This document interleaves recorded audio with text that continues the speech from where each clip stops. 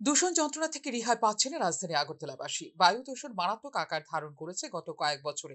দূষণের জেরে বাড়ছে নানা রোগে আক্রান্ত হওয়ার আশঙ্কা। রাজধানী আগরতলার বিভিন্ন প্রান্তে নির্মাণ কাজ চলার ফলে বায়ু দূষণ মারাত্মক আকার ধারণ করলেও জল দেবার ব্যবস্থা নেই রাস্তাঘাটে। নির্মাণ কাজ চলছে বহু বাড়ি ঘরেও। এই অবস্থায় প্রত্যেকটি রাস্তাঘাটে বালি মাটির ছড়াছড়ি, ফলে বহু মানুষকে অতিষ্ঠ হতে হচ্ছে ধুলোর যন্ত্রণায়।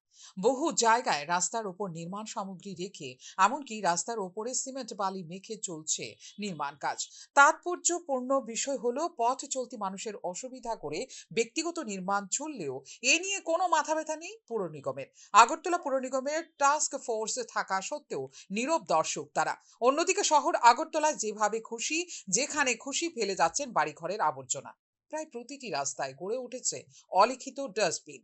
ওইসব আবর্জনা শুকিয়ে বাতাসে মিশে ছড়াচ্ছে মারাত্মক দূষণ, যে কারণে প্রতিটি এলাকার মানুষ অতিষ্ঠ ধুলোবালির যন্ত্রণায়। রাস্তা দিয়ে গাড়ি চলাচলের সময় ব্যাপক হারে উঠছে ধুলোবালি, যা ঢুকছে মানুষের বাড়িঘরে। পথচারী সহ যাত্রীদের চোখে মুখে উড়ে গিয়ে পড়ছে ধুলোবালি।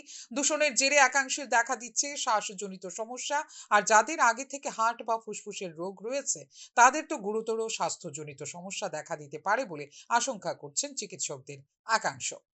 দূষণ মারাত্মকভাবে বৃদ্ধি পাওয়ায় ত্বক সম্পর্কিত সমস্যা এবং অন্যান্য সমস্যার সম্মুখীনও হচ্ছেন মানুষ। শহরে বিভিন্ন প্রান্তে প্রতিদিন সকাল বিকেল নির্মাণ সামগ্রী নিয়ে চলেছে গাড়ি। নিয়ম মোতাবেক মাটি, ইট ও বালি পরিবহনের সময় যানবাহনের ওপরে ঢাকনা থাকা জরুরি, কিন্তু কে মানছে এই নিয়ম?